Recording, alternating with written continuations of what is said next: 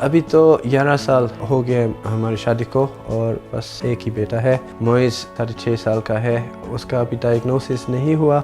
لیکن general diagnosis جو ہے اس کا وہ ہے cerebral policy, global developmental delay اور برین انجری، یعنی کہ تینوں میں ایک جنرل ڈائگنوسس ہے جو ابھی یقین سے نہیں ہوا، لیکن جینیٹک ٹیسٹ ہو رہی ہے۔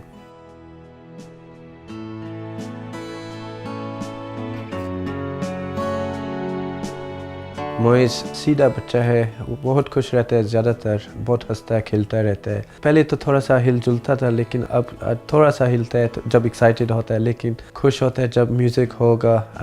سنیما لائک کرتا ہے،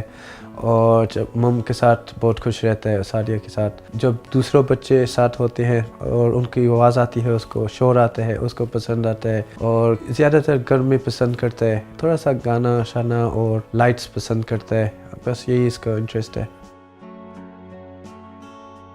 میرا وائف جب پریگننٹ ہوئی تھی تو ڈاکٹرز نے زیادہ اسکین کیے تھے، یعنی کہ 2 یا 4 ہفتے میں اس کا زیادہ اسکین تھا، اور انہوں نے نوٹس کیا تھا کہ معیز کا ہیڈ اسمال ہے، لیکن ان کو پتہ نہیں تھا کہ کچھ مشکلات ہو سکتی ہیں،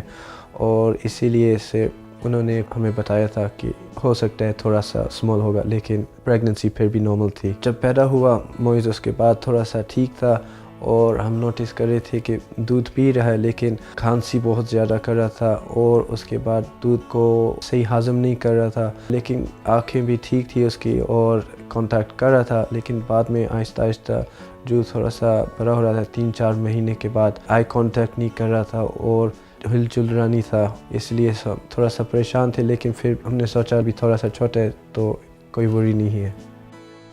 جب پہلے ہم گئے تھے تو نرسز اور ڈاکٹرز وہ تھوڑے سے کنسرن تھے، کیونکہ وہ کہہ رہے تھے کہ یہ موومنٹ یہ 6 مہینے کا بچہ ہے، تو اس سے زیادہ یعنی کہ موو ہونا چاہیے اور ہلنا بھی چاہیے، اور آنکھیں بھی اس کی نہیں یعنی کہ کانٹیکٹ نہیں کر رہا، تو اس میں تھوڑا سا ان کو کنسرن تھا۔ انہوں نے ٹیسٹ پھر شروع کر دی، یعنی کہ فزیو آرگنائز کیا، نیورولوجی انوالو ہوگی،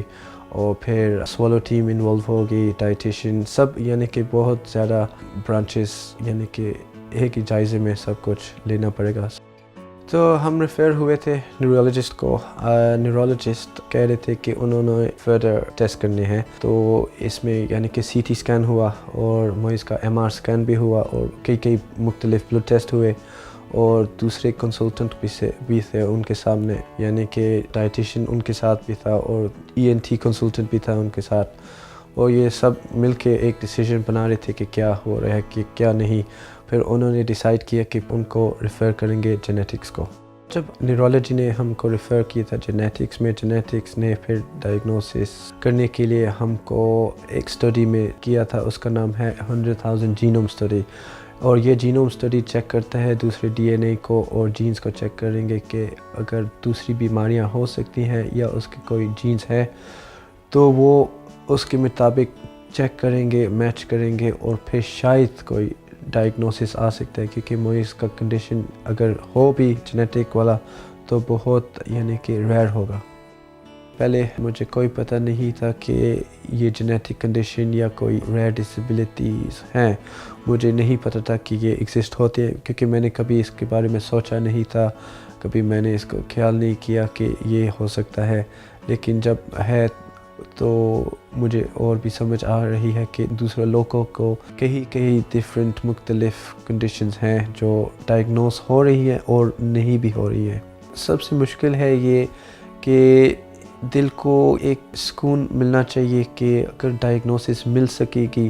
تو مجھے پھر پتہ لگے گا کہ کیا ہے اس میں، یعنی کہ ایگزامپل اگر میرے بچے کو کینسر تھا تو مجھے پتہ ہوگا کہ کون سا کینسر ہے اور اس میں کون سی بیماری کیا علاج ہے، لیکن اگر مجھے پتہ نہیں معیز کو کون سی بیماری ہے تو مجھے کیا پتہ کیا کیسے کتنے سال جئے گا، یا کیا اس میں کوئی فردر پرابلم ہو سکتی ہیں یا کوئی مشکلات یا آسانیاں۔ اور دوسری سائڈ میں یہ بھی ہے اگر ڈائگنوسس نہ بھی ملے تو اس میں بھی کوئی فائدہ ہو سکتا ہے، کیونکہ پھر شاید کچھ ایسا بھی مل سکتا ہے کہ آپ اس کو سہ بھی نہ سکو، یعنی کہ اگر کوئی ریئر فارم ڈیزیز ہے تو آپ کو دل کو اچھا نہ لگے تو پھر آپ کیا کریں گے، تو دونوں کو سوچنا پڑے گا کہ کیا اچھا ہے۔ لیکن میں نے سوچا کہ میرے لیے مجھے چاہیے ایک ڈائگنوسس مل جائے تو پھر میں مطمئن ہوں۔ میرے خیال سے سب سے اچھی ایڈوائس ہوگی آپ کے لیے کہ آپ پازیٹیو رہے اور خوش رہے اور ایک ساتھ مل جل کے نارمل رہے، اور سپورٹ اگر چاہیے تو سوان UK کے ساتھ بھی شامل ہو سکے، ان کے ساتھ جوائن کرے۔ آپ یا آپ کی واقفیت کا کوئی خاندان کسی غیر تشخیص شدہ جینیاتی حالت سے متاثر ہو اور مدد اور معلومات سے فائدہ اٹھا سکتا ہو تو برائے کرم ان سے کہیں info@undiagnosed.org.uk سے رابطہ کریں یا undiagnosed.org.uk پر وزٹ کریں۔ سوان UK میں غیر تشخیص شدہ جینیاتی حالات سے متاثر خاندانوں کے لیے ایک واحد امدادی نیٹ ورک ہے جسے چیریٹی جینیٹک الائنس UK کی جانب سے چلایا جا رہا ہے۔ یہ recording breaking down barriers project کے ذریعے فنڈ کی گئی ہے۔